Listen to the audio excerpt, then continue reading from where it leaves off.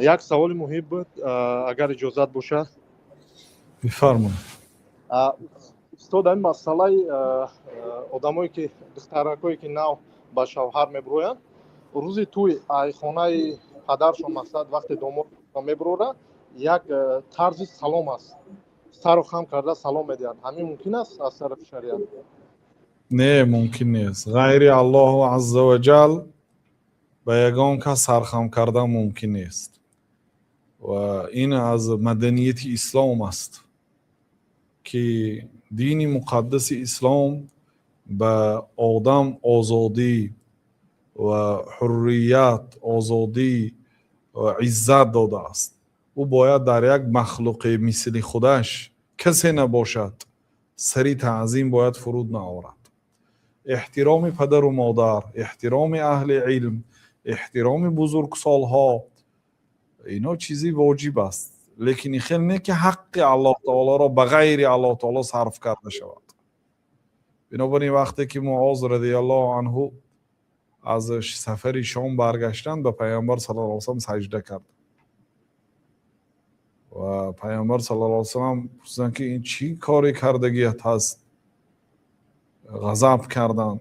گفت که یا رسول الله، من در شام دیدم که مردمی نصرانی به همون پاپهاشون و عابدهاشون سجده میکنه. من گفتم که پیامبر صلی الله علیه و سلم از اینها دیده سزاوارتر هستند.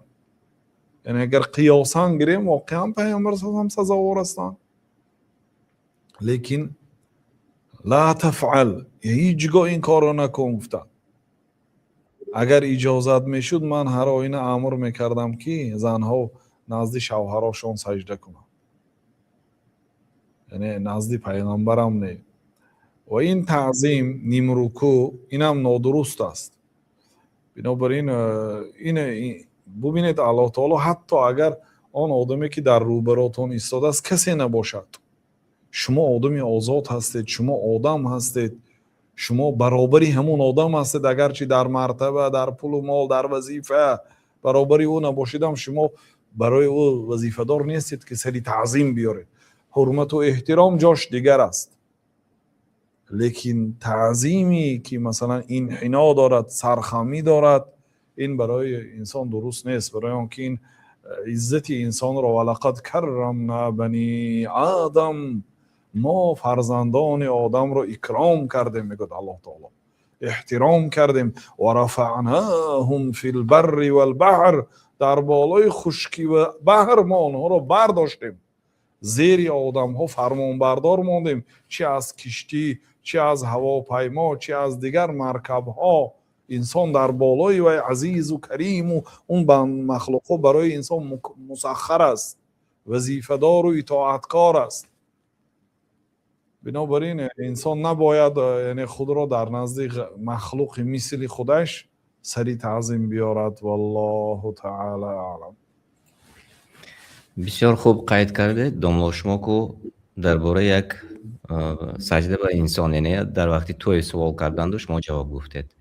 و بعضی از فرقه های اسلامی هستند در خب خود ما هم میدانیم که آنها و بعضی از بزرگان خودشان خب رکوع اون طرف ایستاد، از رکوع هم پایانتر رفته میرسند. شما که گفتید که حتی پیامبر صلی الله علیه و سلم معاذ را گفتید اگر خطا نکنم انتقاد گرفتند که به پیامبر صلی الله علیه و سلم رکوع نکند. پس چگونه آنهایی که گویا دوست می‌دارند پیامبر صلی الله علیه و سلم را، ویها رکوع کرده به نزد بزرگای خودشان میروند؟